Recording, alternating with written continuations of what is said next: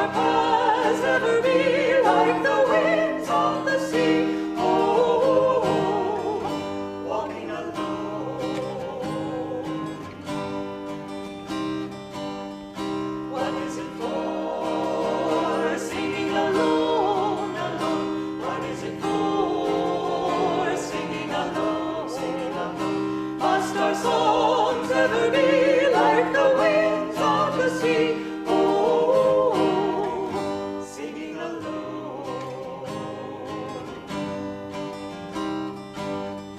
What is it for?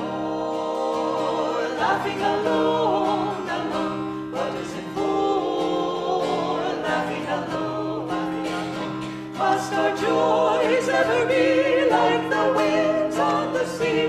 Oh, laughing alone.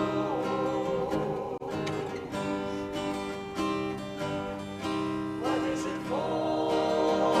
Living alone, alone. What is it for? Living alone, living alone. Must our lives ever be like the winds on the sea? Oh, living alone. Oh, living alone.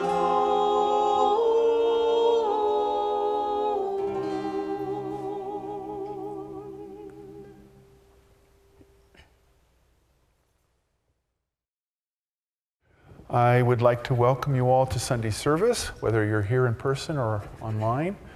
My name is Nayaswami Ananta. This is Nayaswami Maria. It is a joy to be here to celebrate inspiring thoughts and the teachings of Paramahansa Yogananda. I would like to read from Rays of the One Light. And this week's reading is Who Are True Christians? Truth is one and eternal. Realize oneness with it in your deathless self within. The following commentary is based on the teachings of Paramahansa Yogananda. Jesus Christ said in chapter 10 of the Gospel of St. John, "All that ever came before me are thieves and robbers, but the sheep did not hear them." Many Christians, not surprisingly, quote this saying in condemnation of other spiritual teachers, not only the Old Testament prophets, but also Buddha, Krishna, and others who lived before Jesus, as well as, by inference, any who came after him. Yet Jesus himself, in St. Matthew chapter 5, said, "Think not that I am come to destroy the law or the prophets. I am not come to destroy, but to fulfill." Nowhere do we find Jesus condemning or even gently criticizing other spiritual masters. His criticisms were reserved for worldly attitudes and for those hypocritical Pharisees who had allowed religion to become for them a pretense. Paramahansa Yogananda explained that the expression, "all that ever came before me," referred to those spiritual teachers who place their egos and their self-importance ahead of the Christ consciousness, in the sense of drawing people's devotion to themselves and not offering it where alone it truly belongs, to God. Yogananda himself was very firm in this regard. For example, he never spoke of anyone as his disciple. Instead, he always insisted they are God's disciples. God is the guru, not I. Ego is a way station on the soul's journey toward enlightenment. The soul is first trapped in lower bodily forms. Slowly, it evolves to the human level, at which point self-consciousness appears. Only in human form can self-consciousness transcend material form altogether, including the lower identity of ego consciousness, and discover the true divine self within. Self-consciousness manifested as ego is an incentive to deliberate self-development. Later in this process of development, however, the ego becomes an obstruction. Inevitably, new spiritual aspirants do not emerge effortlessly from the vortex of ego consciousness. Desire must be offered up resolutely and ever more wholeheartedly on the altar of infinity. It is a gradual process, and few even among those who seek to help others are free of ego. If, however, their motive in teaching is not to serve, but to be served, they deserve a severe reprimand, as Jesus gave them. For their direction of development is no longer upward, but downward. In the name of giving up desires, they are creating new ones. As it says in the Bhagavad Gita in the 3rd chapter, desire obscures even the wisdom of the wise. Their relentless foe it is, a flame never quenched. Intellect, mind, and senses, these combined are referred to as the seat of desire. Desire through them deludes and eclipses the discrimination of the embodied soul. O Arjuna, discipline your senses, and having done so, work to destroy desire, annihilator of wisdom and of self-realization. Give God the credit for everything you do. See him as the true doer. Thus, through Holy Scripture, God has spoken to mankind. Om, Om,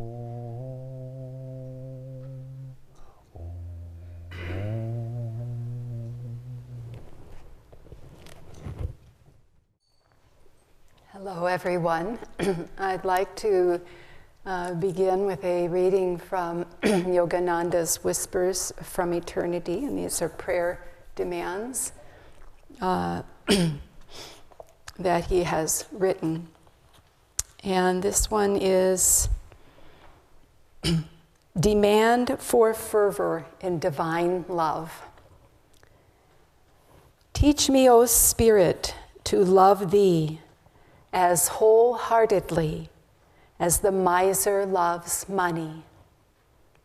Make me as attached to thee as the drunkard is addicted to wine. Teach me to cling to thee as erring ones do to their bad habits. Teach me to be as attentive to thee as a mother is to her child. Teach me to perform my duties diligently, with my attention fully riveted on thee. Teach me to love thee as the worldly man loves his possessions, with the first love of true lovers. Teach me to love thee.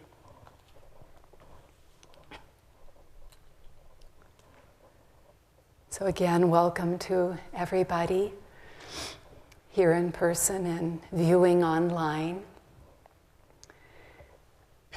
My first introduction to the Bible was actually in high school. It was a summer elective class entitled the Bible as Literature. And I think I was hoping I could put something together, and I wasn't. I think I was destined to understand it as scripture, but only through the interpretation and commentary of Paramahansa Yogananda. That's when it started to make some sense.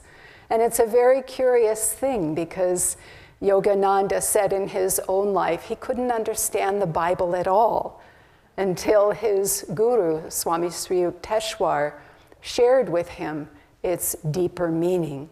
It's a little hard to put that together because Yogananda came into this world as an avatar, as an enlightened being. But as we know, he lived out that drama to show us also how to live, how to tune in, how to understand. And so passages like this one this morning were just a total enigma to me. And without Yogananda's interpretation, I really just don't think I ever would have gotten it. Swami Kriyananda says that most people do misunderstand this passage, that it's oftentimes misinterpreted. But it is a very, very important one, probably one of the main important ones, because it really clarifies the central delusion on the spiritual path, which is the ego. And it is the ego that is the thief. It is the ego that is the robber, because it is the ego at a certain point in our development that robs us of spiritual opportunity. It keeps us from tuning in. It keeps us from experiencing and knowing. It keeps us from seeing the divine reality in everything and the nature of the universe itself. So this is something that is centrally important to everyone, not just the Pharisees, those who are in the position of spiritual teacher, but everybody, because everybody, we all have an ego, and to a greater or lesser degree, but to the degree that it is there until we become free, it's keeping us from seeing truth. It's keeping us from seeing the subtlety of spiritual teaching and how that applies to our life and how we can act in such a way as to open ourselves spiritually and to grow spiritually. Yogananda, when he was a young boy, he frequented many saints and sages in his even immediate surrounding there in India, in Kolkata and Sirampur. And one day he went to see this so-called saint, and some people, his friends would tell him about, you should hear this person, you should hear that person. And I guess the news came that his saintliness was somewhat ambiguous, and Yogananda tucked a mirror in his pocket. And he went there, and there was a huge hall, and it was packed with people, a lot of disciples and devotees. And this saintly man of sorts saw Yogananda enter in. And he went on with his discourse, and at a certain point he said, "I am God." And Yogananda, he was seated at that point, and he jumped up, went up to the front, pulled out his mirror, held it up in front of the man's face, and he said, "Oh, really? Is that so? This is not the God I'm looking for," and went storming out of the hall. Well, the man, and there was a greatness in him, certainly, and a humility as well, because he ran after Yogananda, he kneeled at his feet, and he said, forgive me, for you have saved me from a great delusion."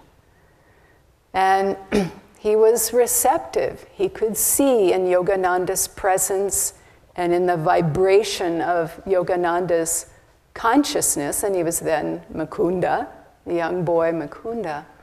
But even so, he could feel how he had ego, and Mukunda didn't. And it showed, it was revealed. And he didn't want it. He didn't want it. He knew it was an obstruction. And Mukunda had set him on that higher path, on that right path. Yogananda said in his life, he said these words, "I killed Yogananda long ago. No one dwells in this temple now but God." I want you to just close your eyes for a moment and feel these words at the point between the eyebrows. No one dwells in this temple now but God. No one dwells in this temple now but God. And this was the consciousness of Paramahansa Yogananda. This is the consciousness of all great masters. This was the consciousness that Jesus had that allowed him to speak those words to the Pharisees, telling them they were wrong.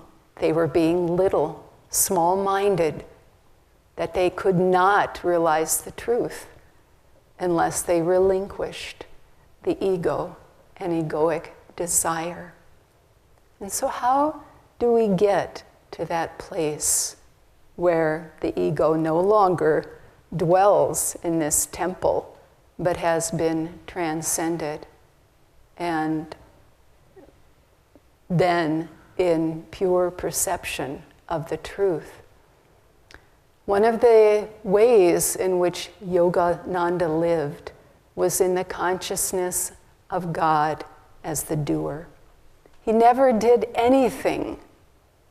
It's almost hard to imagine, but he never did anything without feeling that Divine Mother was sanctioning that, saying, this is what's to do, this is what you need to do. One time when he was visiting his guru, Sri Yukteswar, in India, in Serampore, it was his last visit while Sri Yukteswar was in his physical body. And Yogananda was just walking down the street there, and he heard this crying, loud lamenting coming from this house, just cries and screams, and he realized it was the house of a somewhat distant relative of his. And he went into the house, and the man of the house had just died, and the family was all gathered there, and they were just wailing and crying and grieving. They had lost their father, they had lost their husband. So this was the situation. Yogananda sat down there and closed his eyes and meditated and prayed very deeply. And after a while, the man woke up and he arose and he came back to life.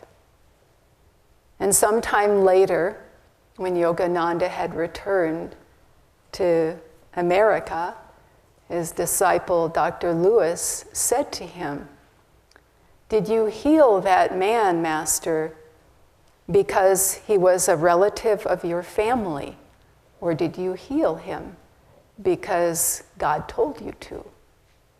And he said, "Of course, because God told me to.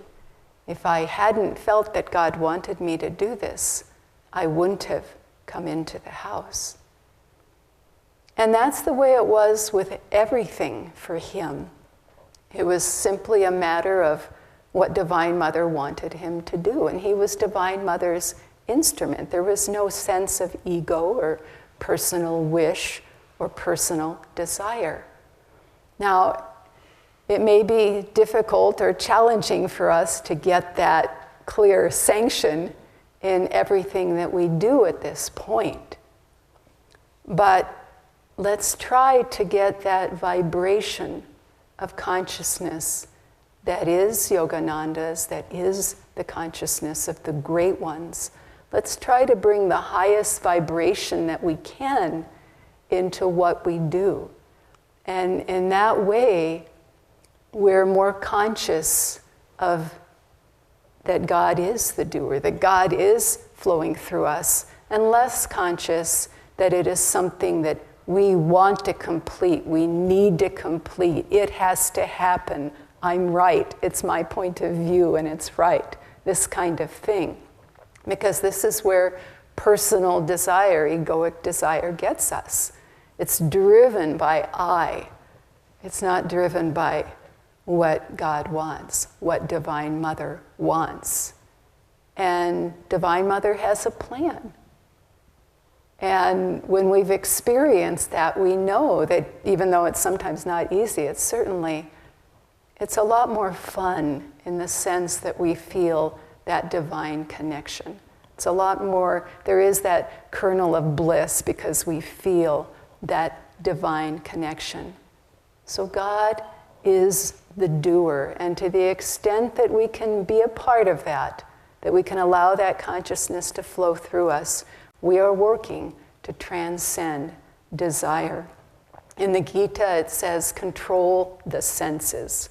Control desire, control it, pull in the reins. I remember a couple of students once, they just said, so many desires, so many desires. I just have decided to just fulfill them, be done with it,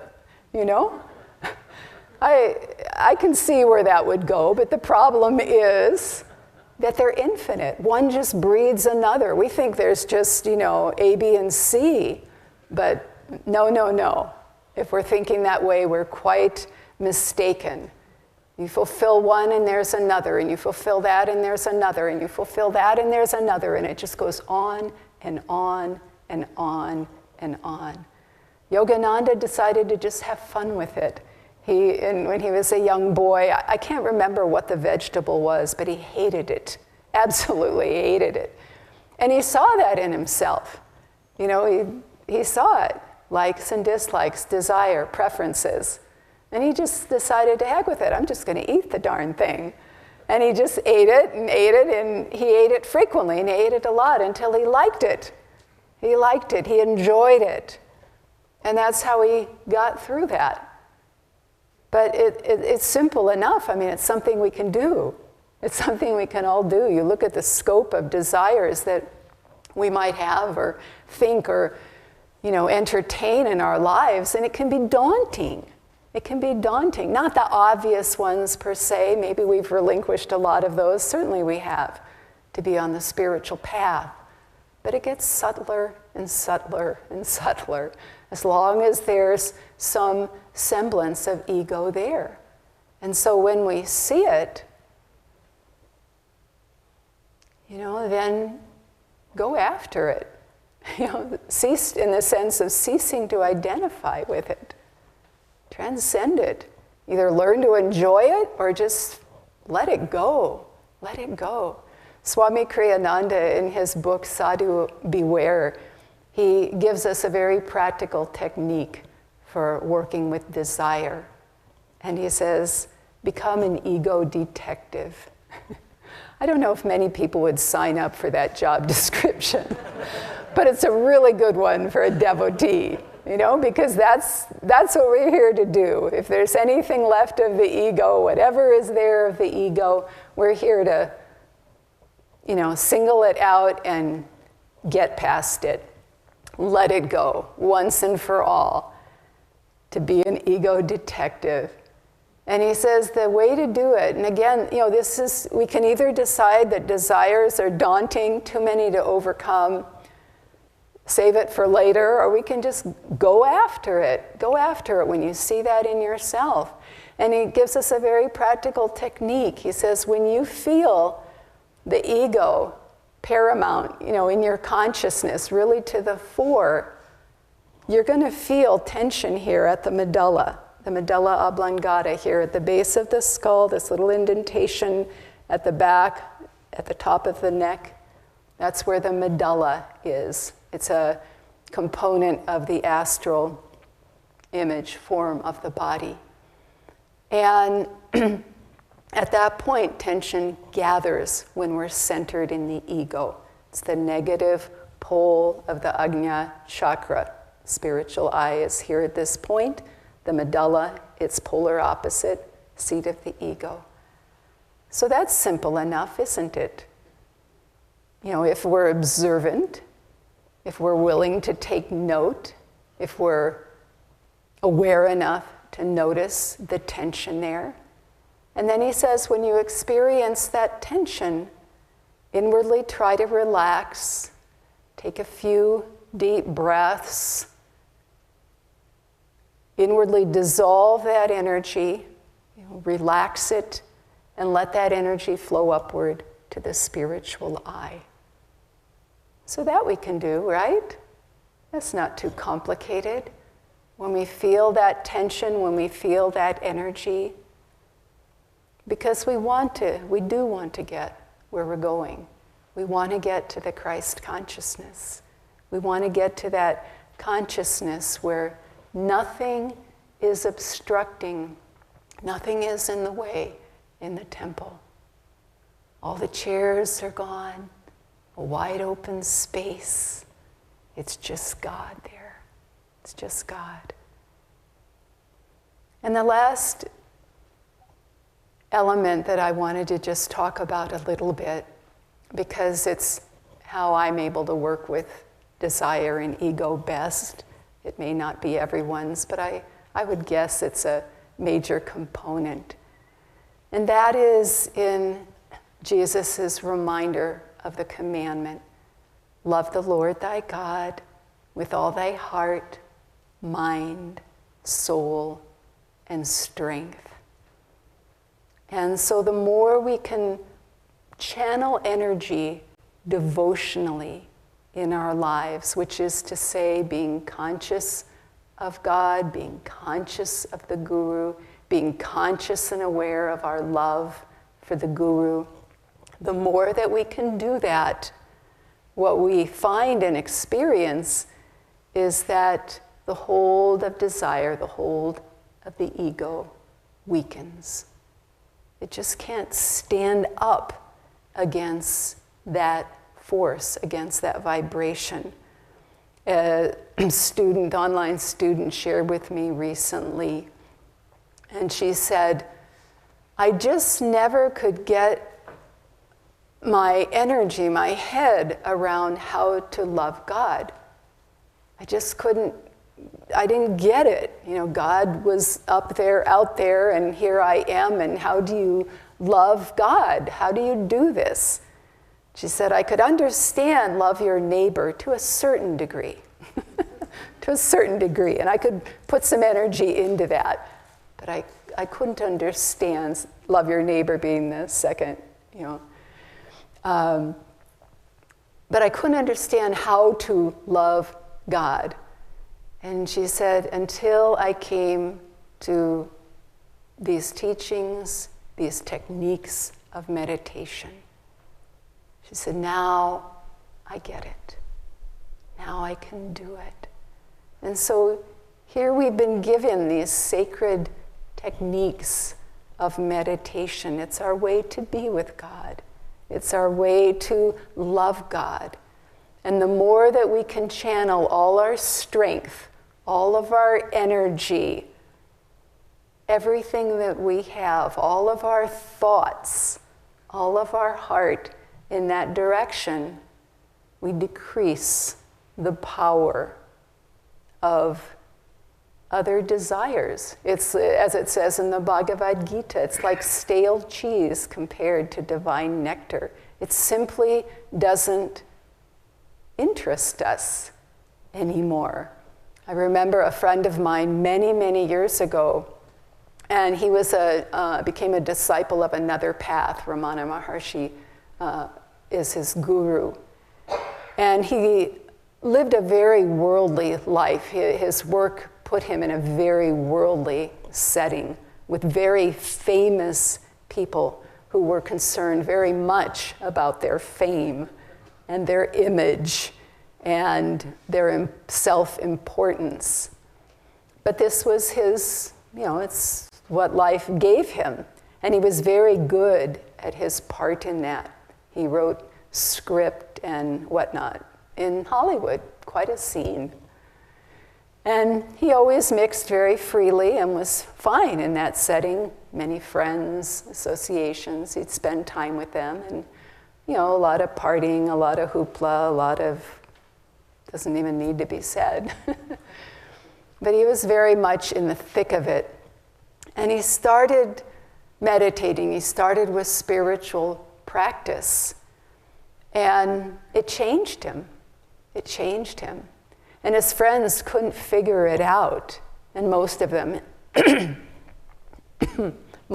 he didn't bother to really explain it to. But he shared with me, he said, the more I meditated, the more that I practiced living a spiritual life, everything else just fell away naturally. It just wasn't interesting anymore. I didn't want it anymore. and he became the whole person. His soul came to the fore. Less and less did the ego have a hold on him. And so this thrust of loving God more deeply is probably one of the most tangible and practical things we can do to conquer the ego, and to get to that place where in our consciousness we can really feel no one dwells in this temple now but God. And this is what I wish for you all.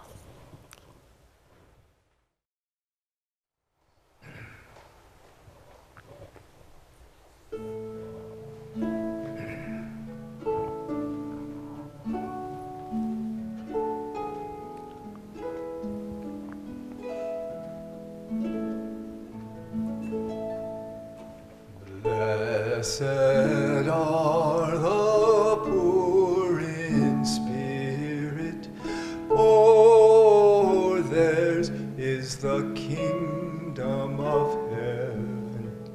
Blessed are they that mourn, for they shall be comforted.